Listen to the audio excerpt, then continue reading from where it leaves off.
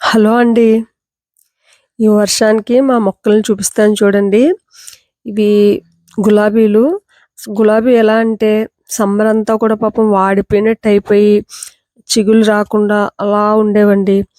మేము సమ్మర్‌లో కూడా ఇచ్చేవాళ్ళం. ఇప్పుడేంటంటే వర్షాలకు ముందు ఈ ఎక్కువేంటంటే బనానా పీలండి. తర్వాత ఎగ్ షెల్స్ అవి మిక్సీలో వేసేసి పౌడర్ కింద చేసి, తర్వాత ఈ బనానా పీల్‌నేమో వాటర్‌లో సోక్ చేసి ఒక 2, 3 డేస్ ఉంచి, ఆ వాటర్‌ని ఇచ్చామండి. అంతే.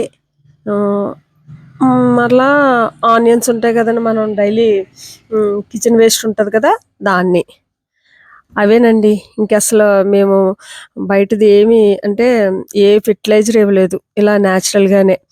ఈ క్రీపర్‌లా చూసారా ఇది గులాబీ పై వరకు ఎళ్ళిపోతుందండి. వర్షానికనుకుంటాను. మొత్తం చిగుళ్ళతో పాటు మొగ్గలనమాట. ఇవి పూస్తే ఎంత బ్యూటిఫుల్‌గా ఉంటాయో కదండీ!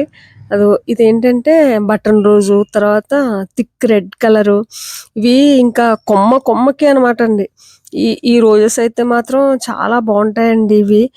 ఆహ్, చాలా పెద్దగా ఉండేవి గానీ మరెందుకో కొద్దిగా చిన్న సైజ్ అయిపోయినాయనమాట. పువ్వులు. ఇప్పుడు ఇవిచ్చాం కదండీ! ఈ ఫెర్టిలైజర్ ఇచ్చాం కదా! మొగ్గలొచ్చినియి గదా! ఇప్పుడు చూడాలనమాట.